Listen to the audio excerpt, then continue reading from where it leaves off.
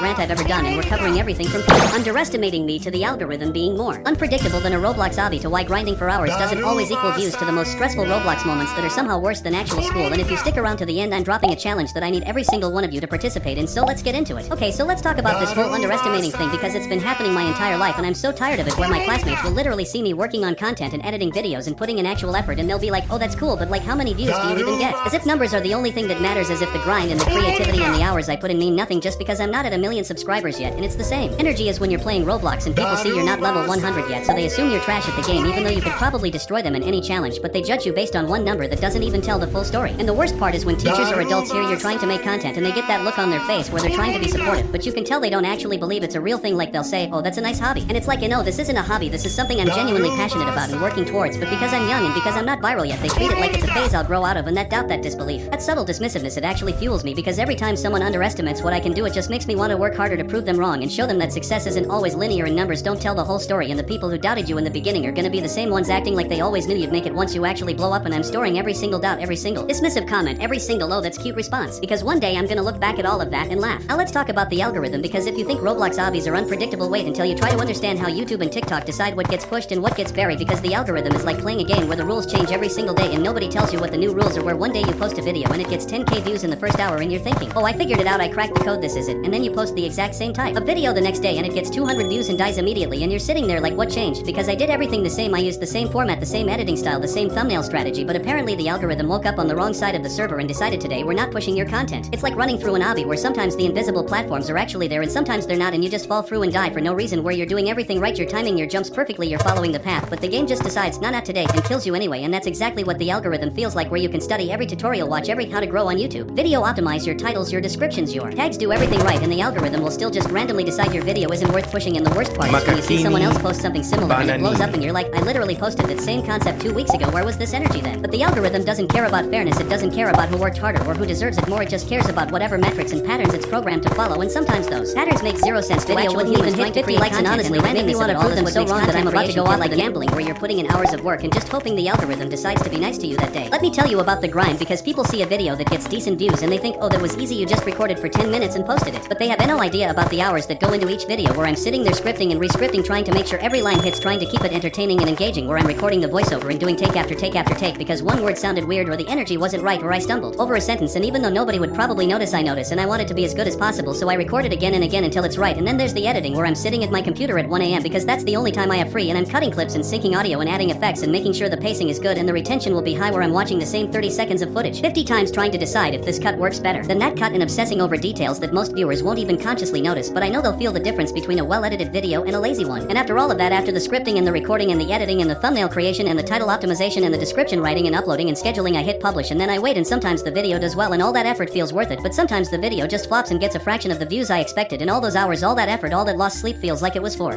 nothing, even though I know it wasn't for nothing, because I'm getting better with every video, I'm learning with every post, I'm building skills that will pay off eventually. But in the moment when you put your heart into something and the results don't match the effort, it's brutal, and people don't see that part. People don't see the videos that flopped, people don't see the hours that went into content that barely anyone watched. They only see the wins, they only see the videos that performed well, and they assume those represent your normal experience, when really content creation is like 20% wins and 80% grinding through videos that underperform while you figure out what actually works. Okay, so let's talk about Roblox stress, because people think gaming is just fun and relaxing, but if you've actually played Roblox, you know there are moments that are more stressful than any test you'll take in school, where let me give you some examples, starting with when you're in a trading game and you finally get that rare item you've been grinding for and you're about to complete a huge trade that'll set you up, and then someone scams you or the trade glitches, or you accidentally accept a wrong offer and lose everything, and your heart just drops because hours or days of work just vanished in 1 second and there's nothing you can do about it because the trade already went through. Or when you're playing an obby and you've been working on this one difficult jump for like 30 minutes and you finally make it past the hard part and you're so close to the checkpoint, and then lag hits and your character just freezes and falls and you have to start the whole section over, and you're sitting there screaming at your screen because it wasn't even your fault, it was the server's fault, but you're the one being punished for it. Or when you're in a survival game and you've spent hours building up your base, collecting resources, getting fully geared, and then a random player who's way higher level than you decides to raid you just because they're bored, and they destroy everything you built and kill you over and over, and there's literally nothing you can do because they're too powerful, and the game doesn't have any protection for newer players, so you just have to watch all your progress get destroyed while they laugh about it in chat. Or the worst, which is when you're playing with a team and you need everyone to work together to complete the objective, and you're doing your part perfectly, you're communicating, you're trying your best, but your teammates are either AFK or trolling or just genuinely have no idea what they're doing, and you lose because of them even though you did everything right. And it's so frustrating because your success depends on other people who don't care as much as you do, and there's nothing more tilting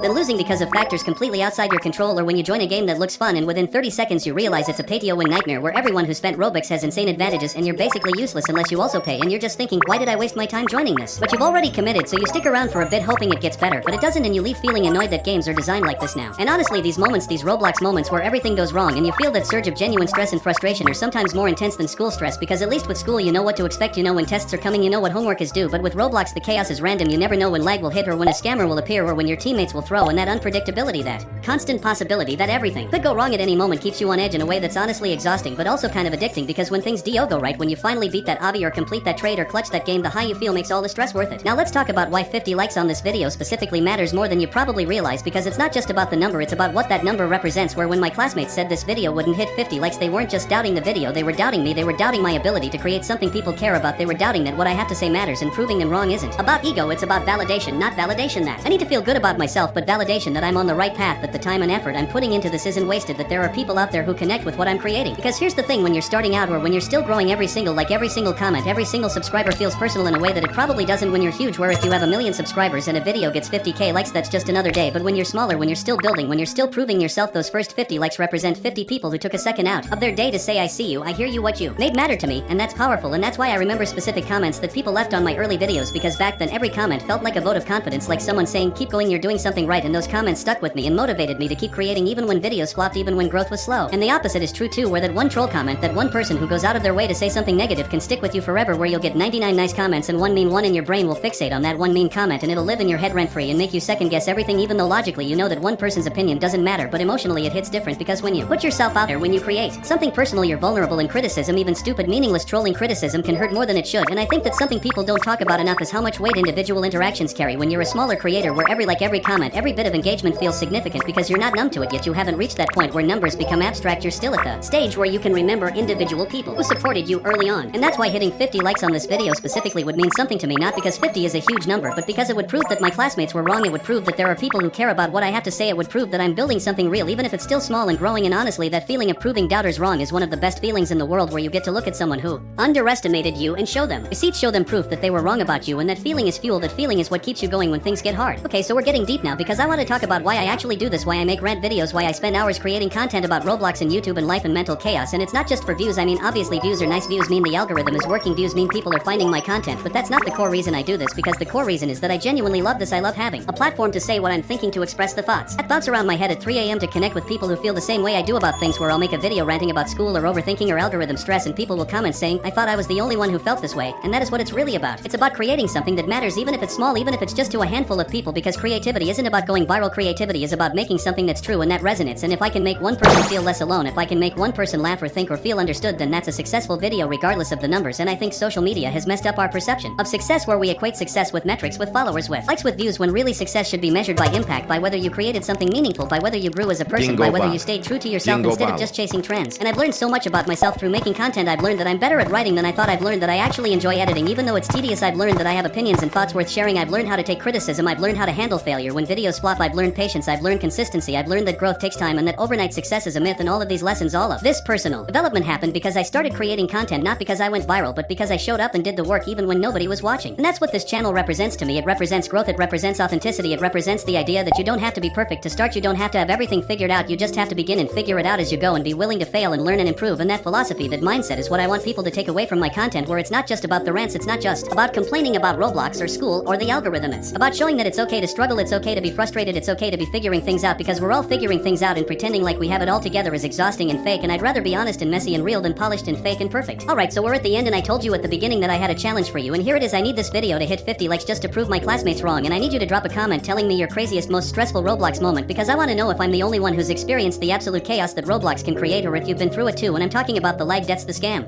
attempts, the terrible teammates, the pay-to-win nightmares, all of it. Drop it in the comments right now, and if we can get this video to 100 comments by tonight, I'll make a part 2 where I react to your stories and rant about them with you. And look, I know asking for likes and comments can feel weird, but here's the thing, engagement is how the algorithm knows people care about content. And if you actually enjoyed this video, if any part of this rant resonated with you, then hitting that like button and leaving a comment is how you tell YouTube push this to more people. And that's how small channels like mine actually grow. So if you want to see more long-form rants, if you want me to keep making this type of content, then engage with it. Show the algorithm that this matters, because I'm going to keep making videos regardless, but your support, your engagement, your proof that people care is what makes the grind worth it. So here's the final call to action: smash that like button, prove my classmates wrong, drop a comment with your craziest Roblox story, subscribe if you want more unfiltered rants and long-form content, and share this video with someone who you think would relate to literally anything I said in the last 15 minutes, because word of mouth is still the best way to grow. And if you made it all the way to the end of this video, you're a real one, and I appreciate you for sticking around through my chaotic ranting, and I'll see you in the next one, where we're probably going even deeper into whatever topic my brain fixates on next. So until then, stay chaotic, stay authentic, and let's prove some doubters wrong together.